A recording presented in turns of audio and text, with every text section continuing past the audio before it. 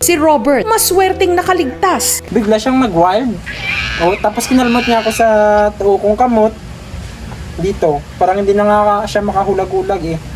Ayan. Tapos dito sa left kong kamot na parang siya, na kinalmot siya ng alaga kong unggoy.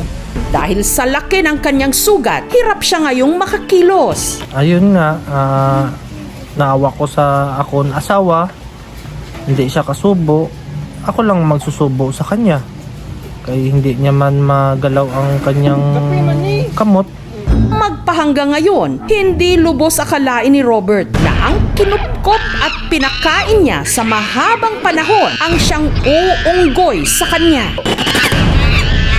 Maamo naman daw nung una ang kanyang monkey pets. Sa dalawa, si Brad Pitt ang makulit pero napapakinabangan daw niya ito kahit pa sa mga gawaing bahay. Ang unggoy ko na yan, masipag yan. Nanghuhugas ng pinggan, minsan nagtutupi. Kapag nakita niya mga damit ko nakakalat, tinutupi niya mismo. Ngunit katulad ng ibang mga anak, si Brad Pitt may pagkasutil. Madalas tumakas sa kanyang hawla. Dito ko siya, nilalagay dati. Dito ko siya kinukulong, pero nakalabas siya dito.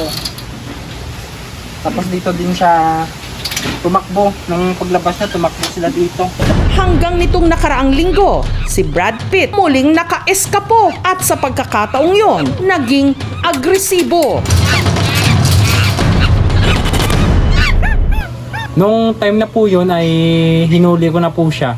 Pero bago man maipasok ni Robert si Brad Pitt sa dala-dala nitong sako, inatake siya nito. Agad isinugod sa ospital si Robert. Tinahi ang mga natuklap niyang balat. Sila yung kilala na merong B virus. Bukod doon, may potential silang magkaroon ng rabies virus din. Maliit lang na possibility. Less than 5% yung rabies na reported sa monkeys. Unang gawin natin pag nakagat tayo ng unggoy, we have to wash the wounds with soap and running water for 10 to 15 minutes. Tapos nun is punta sa hospital for further medications.